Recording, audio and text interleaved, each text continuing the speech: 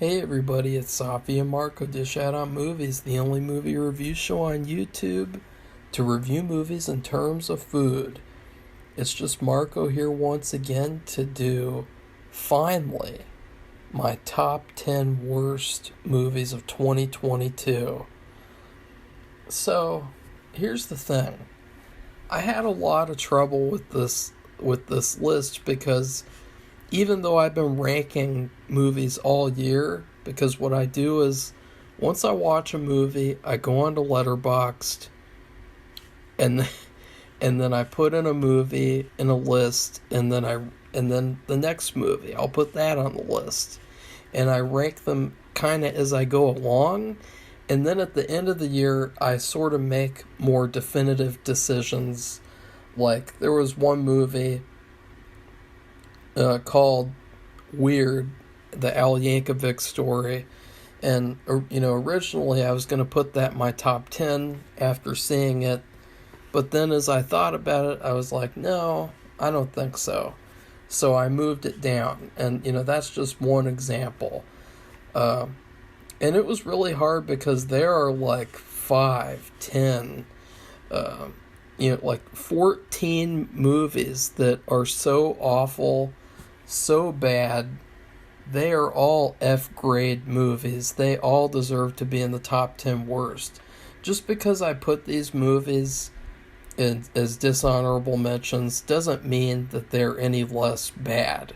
So, like, people who say, like, oh, you didn't have that in your top 10. Oh, how couldn't you have that? It was so bad last year. It was so bad. I mean, the movies that they put out, and it just shows there's no quality control. There's the thing that I've noticed the most too, a recent development in the Hollywood system is instead of listening to their audience, instead of taking feedback and criticism, they not only are oblivious to criticism, but they fight back against it. And so, like, if you say anything bad about this, you're just a blah, blah, blah, blah, blah. If you say anything bad about this, oh, you must be a political party person of this party. It's all the same thing over and over. And the bottom of it is that these people are so lazy and they're so bad at their jobs that they don't want to take any criticism so that they can get better. And I've ranted about that this whole time of how, even though I'm doing these reviews, it's really important that these people get these reviews so that they can get the feedback and get the criticism and make better product. And, last year it was the result of not listening to your audience. It was the result of shutting them out. And we're going to keep getting more and more of that, too. Because they're full of themselves and they're a bunch of idiots. So, Sonic the Hedgehog 2. Oh. This might as well have been a straight-to-DVD sequel to the first movie. I mean, it was painfully unfunny. It was boring. It was forgettable. I mean, I can hardly remember what happens in this crappy movie. Most of it is just like a kid's comedy movie. They turn Sonic into like the Flash in a way, and the only good thing about it to me, the only reason why it is at the bottom of the top, the only reason is because I did think that Idris Elba did a really good job playing Knuckles. I thought that his voice performance was pretty solid, and that was really the only thing that was good. And then Mr. Harrigan's Phone, I sacrificed this movie because originally I wanted to put this movie in the top 10 worst. But then there was this other movie that I hate so much that I had to replace it, and I thought, you know what? That's one movie where I will take it out of there even though I wish I didn't have to. Mr. Harrigan's phone. I mean, really, the thing is that with this movie, you didn't have as much high expectation. You know, it's a Netflix movie, number one, which is already a downgrade in quality.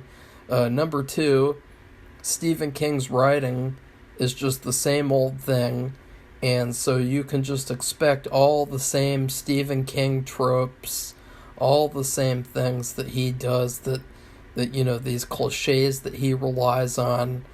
Number three, the person who made the movie, he keeps on doing the same old things in his movies, where he makes these boring movies. He has all these cliches too, like with Stephen King. So you have these two people who, you know, they do these boring, similar works over and over again, and they never really get better anymore. This is like the ultimate combination of shit, because you have shit from Stephen King and shit from the filmmaker. The story could have been so much better. It was such a wasted potential. There were some agendas too in the movie. It was painful, this movie. It was so painful. Next up is Scream. This movie is so bad. It's another Blumhouse destruction of a franchise, where they take an old franchise and they ruin it and they destroy it, and then they pretend like it's really good, everyone loves it, like with Halloween, when really it's terrible. And the decisions made in this movie are just abysmal. Like, to actually, like, I wish I could put this in the top 10 worst. That is how bad this movie is. There's actually a scene in the movie where they try to justify their straight up copying that they like to do in all their movies, these franchise types of movies, and they came up with this bullshit term called a requel to try to justify their plagiarism. And this movie was so embarrassingly bad, they killed the last remaining male character in the series because they wanted to have their three strong women again, just like with Halloween. You know, they wanted to have the weather woman, Gail. They wanted to have Sydney. They wanted to have, and I know she's not a weather woman. I'm pissed off, and there's so many movies to talk about that I'm gonna flub a couple of things here and there. And then, of course, the new generic girl with the same expression the whole movie. They wanted to have the three strong women, and of course they don't get to do that, so they had to replace Neve Campbell with another one for the sequel. But this movie was so terrible. The killers, you knew who they were the whole movie. There was nothing good in this movie. It was just copying. They even had this female Randy character, and she was one of the most obnoxious characters of the whole year. She was so unlikable.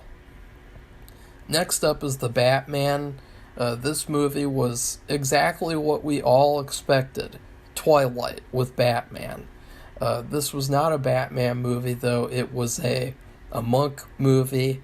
As we saw in the movie, this whole movie, it was basically a takeoff of Monk Season 1, Episode 1. It didn't even feel like it's so weird, because now I can't even ever look at this movie again without just being like, oh, look, it's the Monk Man. Because this is what you call scrapbook filmmaking. The filmmaker who made this movie, he wasn't interested in making a Batman movie. Well, he was interested in making someone else's script an idea, which, of course, there's now a lawsuit over. And then, of course, he turned the Riddler into the Zodiac Killer, and then he copied all these parts of Seven and ripped off all that movie, too. And then he turned Batman into Twilight, and there's a laughably two laughably bad scenes with explosions where people are right next to an explosion and somehow they don't have any injury at all. And they turn Catwoman into a token, of course. They turn Commissioner Gordon into a token, of course. And this was just a horribly bad 3-hour slog piece of shit. And I'd never watch it again. I could barely get through it the first time I watched it. It was like, ugh. Next up is Turning Red. This movie, number one, it ripped off Teen Wolf, which I exposed in my video. This is a painfully bad kids movie, quote unquote, because this is not a kids movie. You can clearly see the agendas in this movie, and the messages underneath are really, really creepy, awful, gross, inappropriate messages to be sending to children from the people who made this movie. It's a really bad movie, and it's about like a girl getting her period and stuff, and just ew, and like just this is an example. Like, who wants to see that in a movie now? Like, why are you making movies about that in 2022? Like, people want to go to the movies to see a good story. They don't want to go to the movies to see a little girl get her period. Okay? Like, I'm sorry to be nasty, but I don't want to see that. And that's what this movie showed me. Like, the whole movie, that's what this fucking bargain bin rip-off of Teen Wolf. Next up is a Madea Homecoming. Now, this movie, it was just, by the end of the year, I was like, this was not good. Like, I liked it a little bit when it came out, and I thought, this could be a middle movie. But the more and more I think about it, most of this movie is just a bad soap opera with these bad, like, theater-grade actors. And it was really not very good. There were some really funny segments, though. I did find a couple of sequences funny enough to put this higher up here. Like the Rosa Parks sequence was pretty funny. And a couple other things. But overall, it's the same old thing when I've seen these two Madea movies where you have the comedy and you have all this stupid soap opera drama that weighs down the comedy. And that's a consistent problem that I've seen in these Madea films. Next up is Doctor Strange in the Multiverse of Madness, or as I would like to call it, Wanda in the Multiverse of Madness. This is not a Doctor Strange movie. They cuck Doctor Strange. They have the whole movie about he's got to save this girl, this trash character from the comics that nobody cares about. And it's also all about Wanda, and she's sad because she's an evil bitch all of a sudden. And let's be clear, she has always been an evil bitch since WandaVision, but she didn't really have any turn to evil. Like, it was so off-putting the way that this movie starts, and all of a sudden she's just like ready to kill everyone, and it feels like there's this huge chunk missing of film. And I really feel like it would have been better to actually have a Wanda movie before this movie, and then, rewrite this movie to make it more of a Doctor Strange movie, because this was embarrassingly bad. Like, when you compare this to Everything Everywhere All at Once, it was supposed to be a horror movie, it was supposed to be rated R, and of course they ruined that. They made it a childish kids movie so that they could put all these agendas in there and have kids see them. He only goes to like 3 universes in the whole movie. It's really bad. Like, there's so much crap. It's really boring.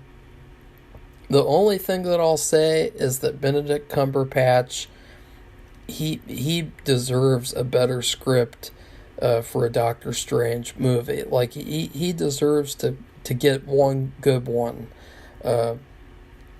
and then leave, and then die off so that we can end the MCU and then, reboot it or something, because I'm just so sick of the MCU and their awful movies that everyone pretends like, these are really good. That was really good. It's the new best Marvel movie, which to me is just code for this movie's a piece of trash. Next up is Snow Day. Unlike Safi, I'm not going to give this movie passes because it's a kid movie. This is an awful remake of Snow Day.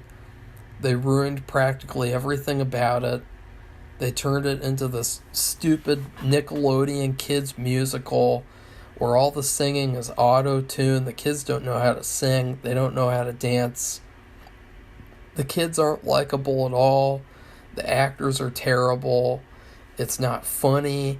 It's really bad. I mean, I don't know why they chose to do this. Like, you can see in the movie that the writer basically chopped up the original movie and then spread the pieces of the movie around this really shitty original movie. And that's kind of like what this is. Like, it's like, why would you put that scene there? Why would you put that character there? This is not, just watch the original. Next up is Thor: Love and Thunder. This movie deserves to be in the top 10 worst. It's exactly what I expected after I saw Thor Ragnarok. And it really exposes the nudity hypocrisy too, because they have this whole sequence where Thor is fully naked in a kid's movie. And then you have the two other female characters, and they are not given the same treatment. And it's like, you can see it right there, the hypocrisy of these 2022 movies, of these Me Too Hollywood movies, where it's like, we can show men naked all day long, but, oh no, we're not going to show a woman without her clothes on. And beyond that, the movie is painfully unfunny. He turned Thor into a joke in Thor Ragnarok, and this is just fully trash, comedy over story, comedy over comic book accuracy. And that's the thing too, like, I expected that, and that's how bad this movie was that it was so bad that I expected it to be bad, and still it disappointed me. Taika Waititi, I'm just so sick of his movie making and his, like, just turn everything into a joke filmmaking. He said in an interview, like, he'll shit all over the comics. Like, he'll just do whatever he wants with the comics. And it's like, well, joke's on you, because you're not doing Thor 5, and they're now, like, realize that they made a mistake when they let you turn Thor into a comedy. So I'm glad about that. But this movie is terrible. And of course, Valkyrie, Token Valkyrie is a joke. Jane Foster is a joke. Just everything about this movie is a joke. It really should have been called Thor Jokes and Joker or something. Like, I don't know, whatever. Next up is X. This is one of the most overrated movies of 2022. It was complete and utter trash. Most of it is just taking from other horror movies that people like from the past and pretending like, hey, look, it's something new.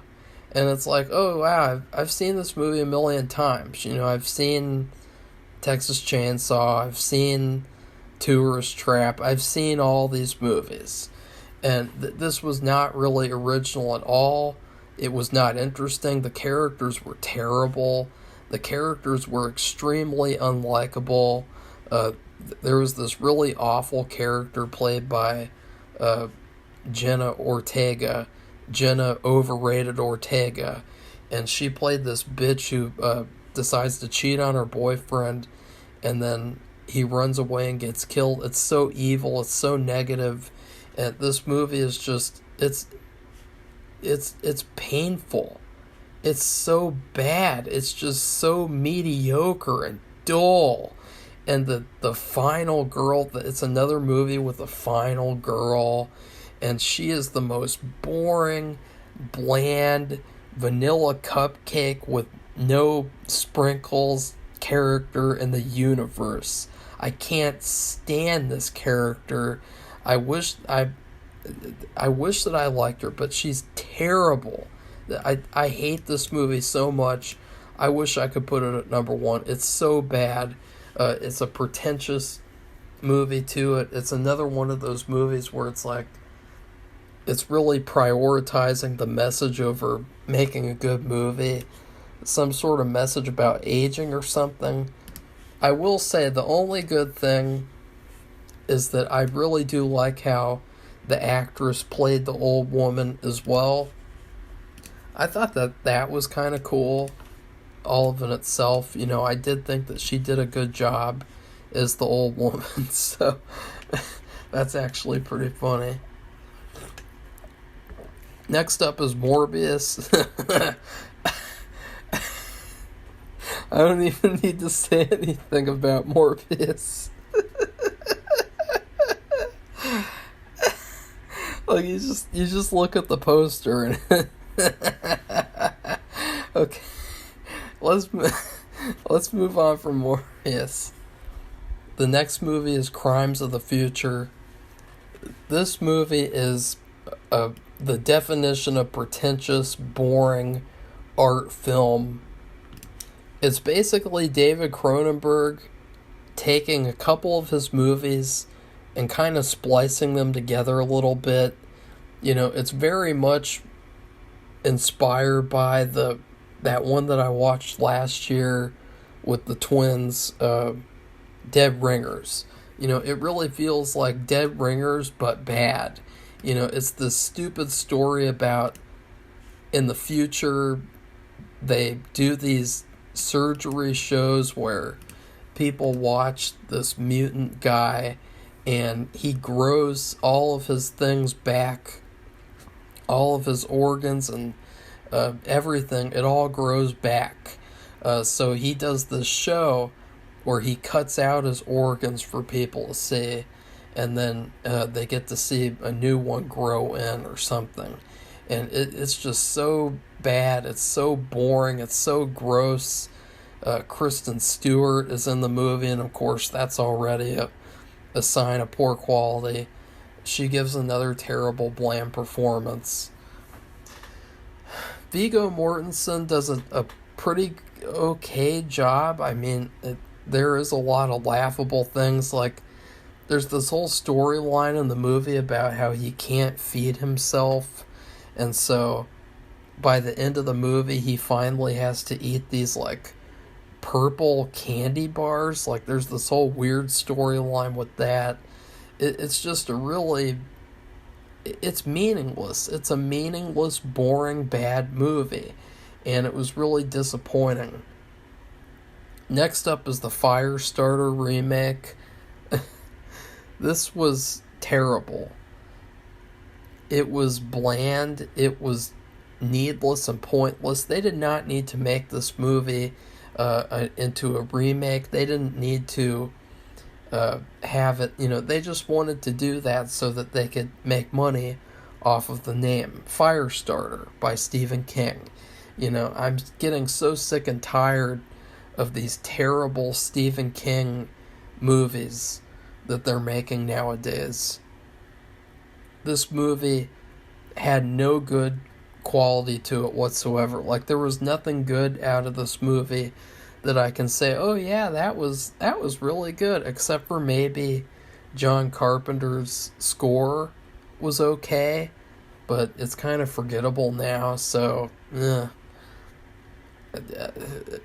and if you want to know how bad the movie is, I can't really remember much to say, but there's a scene where Zac Efron and the main girl have a funeral for their cat, or for this cat that she killed, and he talks about the cat having pronouns. Like, maybe the cat doesn't refer to themselves as a he or a she, but maybe this cat refers to himself as a they.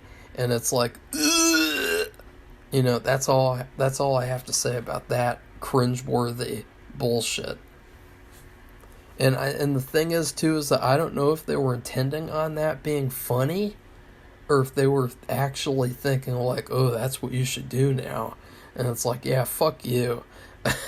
fuck off with that shit. Lastly, for the dishonorable mentions, is the 355. When Jessica Chastain, one of the worst actresses now, she's so bland, she's like a cardboard cutout that looks good.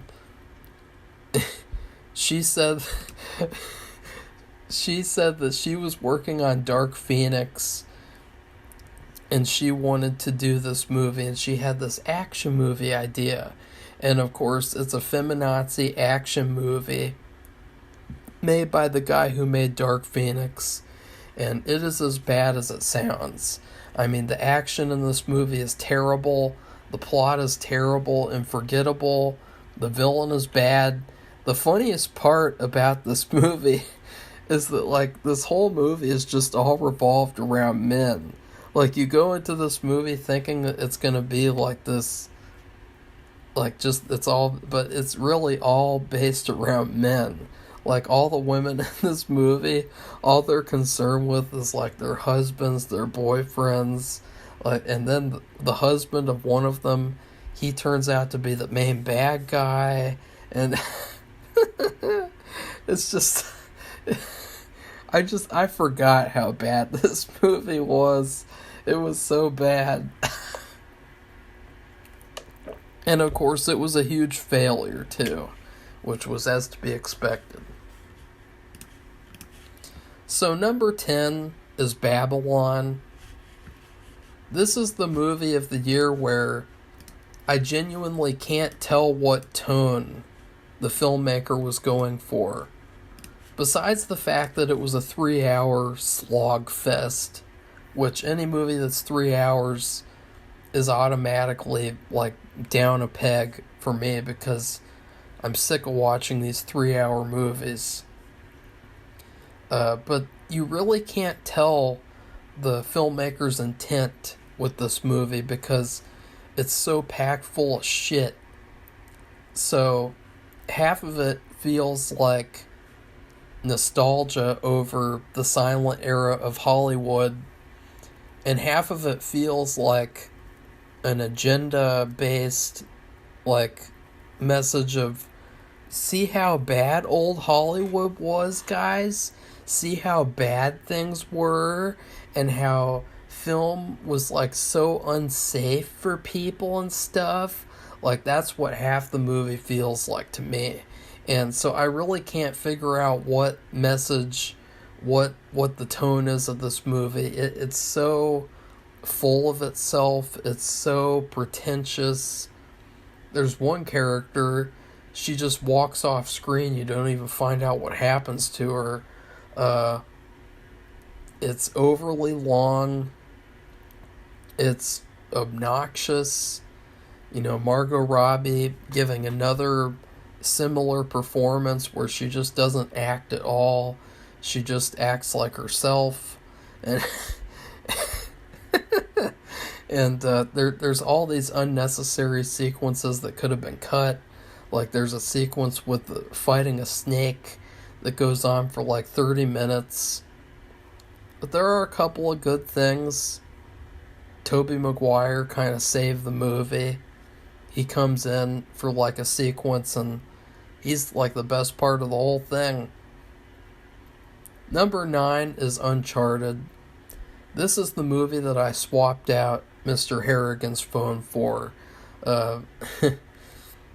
Words can't describe how much I hate this movie. It's a disgrace. It's a slap in the face to the Uncharted fans. I mean, right from the very beginning, where instead of casting Nathan Fillion, they cast Tom Holland.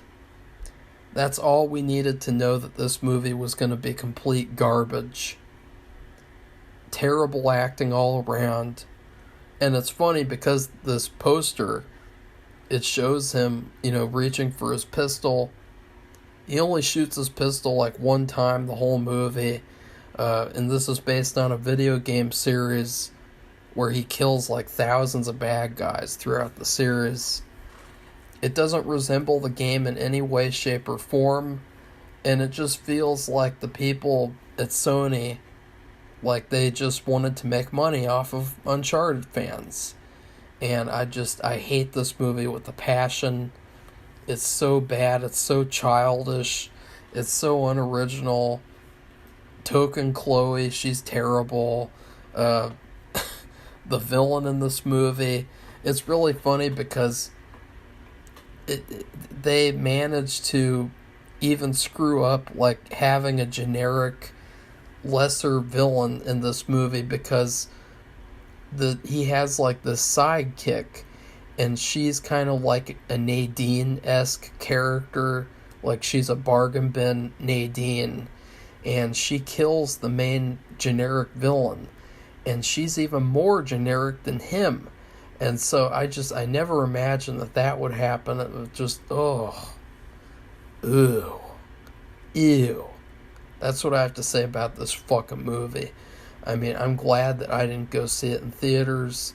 I just found it on YouTube, and I was like, yeah, I'm not going to go support this movie. Number 8 is Wakanda Forever, or as people like to call it, Woke-anda Forever.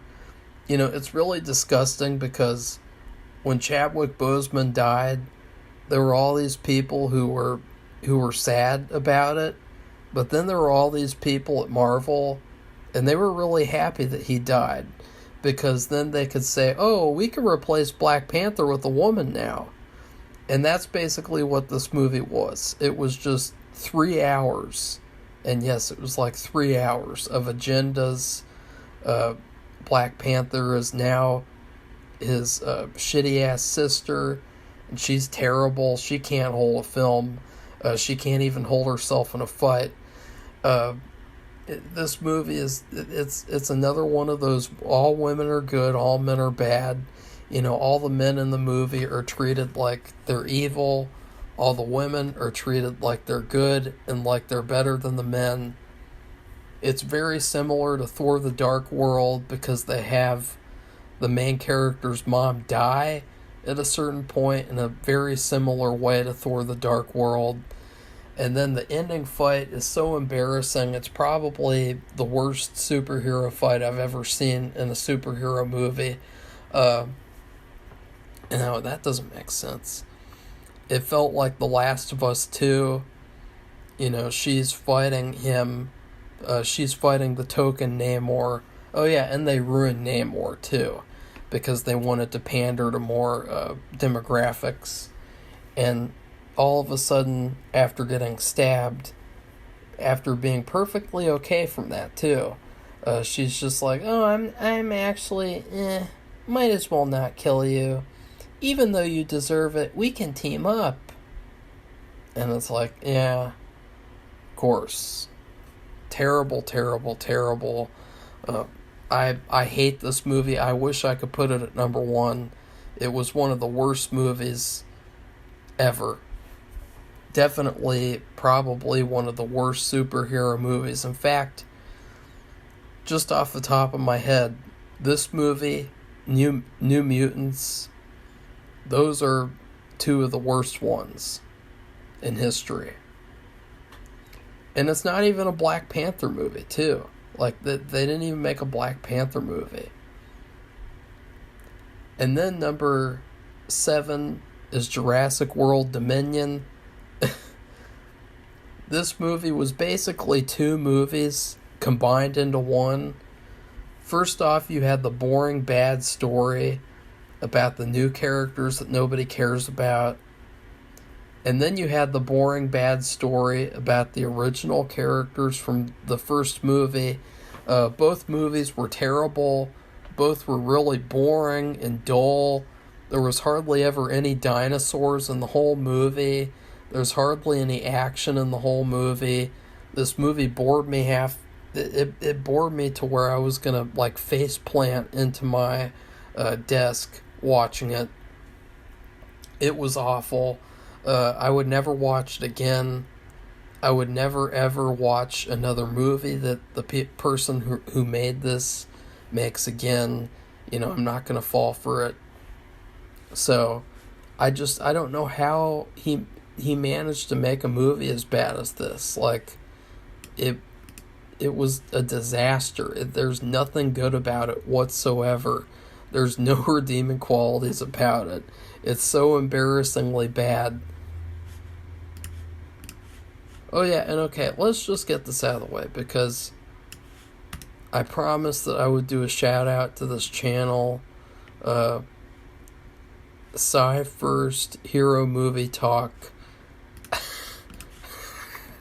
because I just saw his review of the movie while I was clicking on the movie to look at it, so I thought might as well shout out his channel.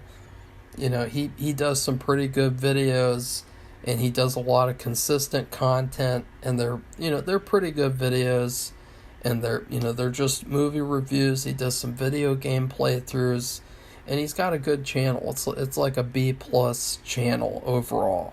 Even if I don't agree with certain opinions, he's got a good channel, and I just didn't know which video to mention his channel on, so finally gotten that done. And of course, the biggest disappointment of this final Jurassic World movie is the lack of Bryce Dallas Howard and her character in a certain way. I think you guys know what I mean by that. In terms of like Jurassic World 2, Jurassic World 1, what they did with her character was really disappointing. Especially, I'm so glad that I didn't see this movie on the big screen, because I was actually planning on seeing the movie in the theaters, but then I didn't, and so I'm glad, because I would have been even more pissed off. Number 6 is Nope. Yet another overrated bad movie by Jordan Peele. Just like with Babylon, as I've said before, you overrate a filmmaker and he makes, one decent movie, one bad movie, and then one trash movie. That's what Jordan Peele did. He did the Stepford Wives ripoff, Get Out. That was decent. And then he did Us. That was bad. And then he did this, and this is trash. This movie was so boring. It was so full of itself and pretentious. I can barely remember what happened. The characters were so unlikable and so bad. Really not very good acting either. Hardly anything happened in this whole movie, this whole 3-hour movie. This was one of the hardest movies that I had to watch the whole year, because I was trying not to fall asleep, and it was like, ugh, get this over with, just ugh. And of course they say nope about 1 million times in the movie, because the movie's called Nope, and so it's like they think that they're being cutesy and clever with continuously saying nope over and over again. Number 5 is The King's Daughter. I'm pretty much like the only person who saw this movie. This movie was supposed to come out in like 2014, and it's I mean, it's barely even a movie. It hardly has anything to it. It's just this stupid romance about this. What was it about again? Let's read the summary. King Louis the Ninth's quest for immortality leads him to capture and steal a mermaid's life force. A move that is further complicated by his illegitimate daughter's discovery of the creature.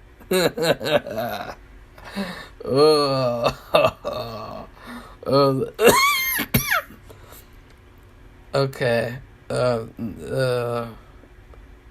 I don't.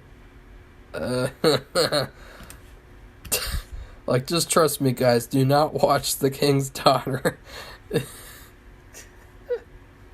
Don't watch it. It's so. Oh. Okay, number 4 is The Requiem.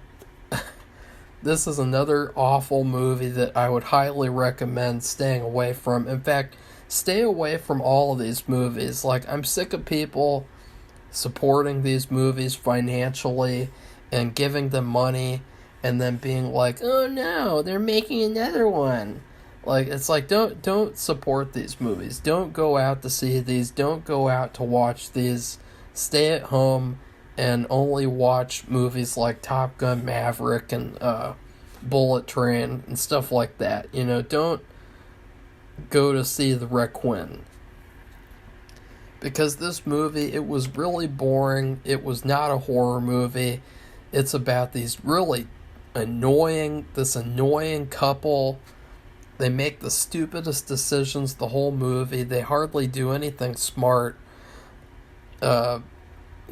It's bad. It's just really bad, and it's not. The whole time you're thinking, if you were in this situation, you would have gotten out of it by now. But since they're these people, they're so retarded that they're still in the situation at the end of the movie. The only good thing about the movie, and it's hardly even a good thing, is that the main woman, she's swimming in her with her boyfriend, husband, and she's trying to help him because he's injured.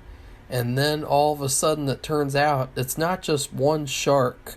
It's like 3 or 4 sharks. And then they all drag the boyfriend away and kill him.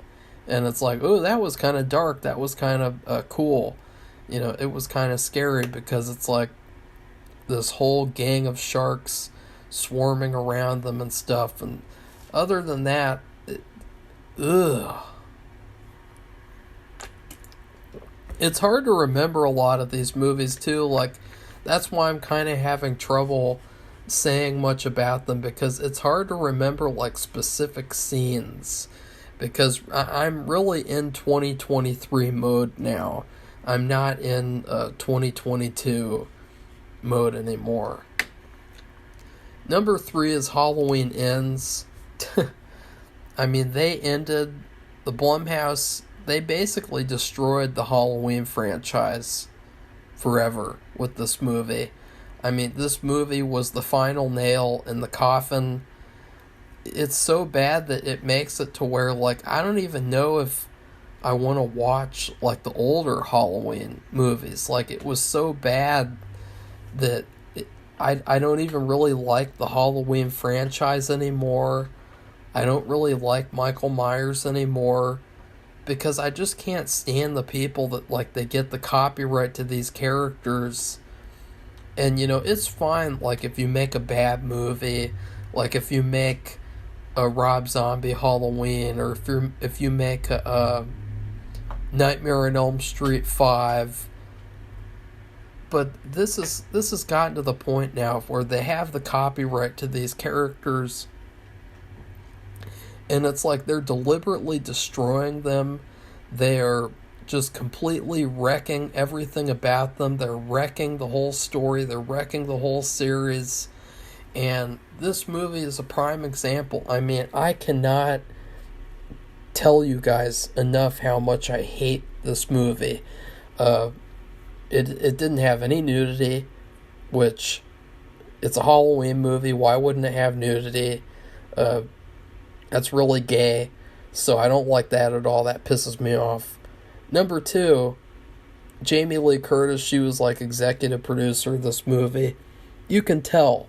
You know, it really feels like You know how people talk about like The Room and Fateful Findings, and how these people like Tommy Wiseau, Neil Breen, like they have these egos. Well, that's what this movie felt like to me, but with Jamie Lee Curtis. You know, most of the movie is just her pretentious dribbling about her driveling about her like fucking her memoir and shit. And it's another feminazi Halloween movie, of course, because here's the thing, they had all these great characters. Like they had the deputy or the sheriff or whatever he was. Yeah, the sheriff and the deputy. They wasted both of those characters. And of course, they wasted Tommy in Halloween Ends. They destroyed his character. But then the other one is still alive in Halloween Ends. And that's another thing, too, is that, what was her name? With the girl who was with Tommy as a kid?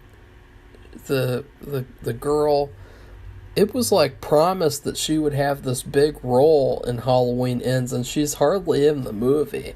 Like, she's basically there to wave at the camera and then they move on. And it's funny because now that they basically copied all the other Halloween movies in Halloween 2018 and Halloween Kills, they had to find some other movie to rip off. And so they announced, too, that it would be ripping off Christine. And I mean, this movie's basically just one giant rip-off of Christine. I mean, from the very beginning with the rock and roll song playing to the very end where Michael Myers is taken to this, like, junkyard that's like the one in Christine. It just, the whole movie, I mean, it is ridiculous the way that these filmmakers think that it's okay to just rip off other movies and then pretend like that's your own movie. Like, it's just, it's bizarre. And what they do with Michael Myers in this movie, it is shameful. You know, the thing with Corey, they have this new character named Corey Cunningham. And he's probably one of the worst characters in horror movie history. He's basically the guy from Christine, except worse, because that character was actually likable. And the whole movie is basically about him. It's not even about Michael Myers. And there's this whole sequence where Michael Myers stares into his eyes and then he gets Michael's powers. And then there's this part where Corey takes Michael Myers' mask from him, which is just completely blasphemous and just, ugh. I mean, this movie, it gets worse and worse and worse and worse. The worst thing about it is that you can feel that they had all these different plans, and that their plans are just all so bad that they couldn't settle on what plan to do, and so they just went with one, and it's like, yeah, this is what you get. Terrible ending to a terrible trilogy by a terrible company that makes terrible movies. Halloween Ends. I am so glad that the majority of people hate it, because it's so hilarious. There's still people who, like, you know, they're the fanboys of Halloween 2018 and Kills, and they're still pretending. They're still gonna pretend like Halloween Ends is a good movie just because it has Jamie Lee Curtis in it. Like, it's really bad. Like, it's gotten really bad now, this fanboy behavior. So number 2, now this movie really isn't number 2. We have Hellraiser, the Hellraiser remake. I couldn't even finish this movie. It was so awful. I only saw like 10 minutes of this movie, and 10 minutes was good enough for me. There's no way in hell that I would ever sit through this entire movie, or else I would be torturing myself for real. I mean, right off the bat, they made all the marketing about how they hired a transgender Hellraiser, and then they had this thing where it's the greatest Hellraiser movie ever made. If you don't like it, it's because you're a transphobe. And it's like, I don't care. Like, the thing is that even taking all the trash out of the fact that they made a female Hellraiser, even taking all that out of it, it's not Doug Bradley, and he is the only Pinhead. And any Hellraiser movie that doesn't have Doug Bradley as Pinhead is not going to be any good. Or it's not going to be on the same level as it would have been if you had fucking Doug Bradley. So it doesn't have anything to do with it. It kind of does, but it mostly doesn't. Like, just this thing of like, if you don't like this, you're a that. It was all centered around this movie. Like, that's all that this movie was people being told, you have to like this movie, or else you're evil, or else you're a phobe or an ist. And it's like, it's a fucking shitty ass horror movie remake, and it's really bad. I started it off, they sucked out all the color to the movie, and they had this stupid kill scene. It was very predictable and by the numbers, boring trash. But then they, right off the bat, they have, and I know people are probably going to freak out about this, but it was so gross and sick and disgusting. This had the grossest sex scene I've ever seen. I started watching, and they had this sex scene with the main character, and it was so gross. It was like so like, ugh. And it looked so unnatural and so fake and so like just unattractive and just ugh. And you could tell that this is one of those movies that used an intimacy coordinator. And what do you know? I looked up on IMDb, and boom, right at the top of the list for other crew, because they're not really essential to being there. You have one of these losers. And you can tell, because the thing is about these people is that what they like to do is they like to take all of the sexiness out of movies. They like to take all of the spontaneity away from the actors who can act in the scene. They want to take away all of the natural feeling that a sex scene could have. And they want to make it like this copy and paste, robotic, gross, just like, sex is gross, sex isn't good. That's what these people think. And that's what the scenes that they make, that's what they look like. They look fake, they look phony, they look all the same, because they're just trash. I mean, these people should not be working in movies, and this movie is a prime example. This is one of the grossest scenes I've ever seen. I mean, after I saw that scene, I was like, ugh, I want to throw up. I don't want to watch a whole movie with this character. She seems like she smells bad. Like, just looking at her, like the way that the person made her look, like, just, ew, I don't want to follow this gross character. Ew. Like, she just looks like just complete trash. Like she crawled out of a garbage can with Oscar the Grouch. And really, that was their whole goal, though. That's what they're all about. And it's so funny because I thought, okay, let's see if they have any other, like, stupid made-up roles that they're putting in these movies. And what do you know? You guys are going to laugh your asses off at this. Below intimacy coordinator, they had a job called gender and sexuality consultant. I mean, guys, they are making up these, and this is the realization that I had. They are making up these fake jobs that nobody needs to be doing just so that they can hire SJWs to work on these movies. Because they know that SJWs don't have any talent. They know that they don't know how to act. They know that they don't know how to write or direct or do anything of note except for complain on Twitter. So they're making up these fake jobs like gender and sexuality consultant. I mean, if somebody called me a gender and sexuality consultant, I think I'd jump off a cliff out of embarrassment. I mean, ugh. I mean, just what a complete waste of life. Like, just, ugh. Like, as soon as that sex scene happened, though, I just turned off the movie because I was like, you know what? If they had made this movie in the 80s without these fucking weirdos who do these fake jobs, this would have been a fine sex scene and we would have moved on with the plot.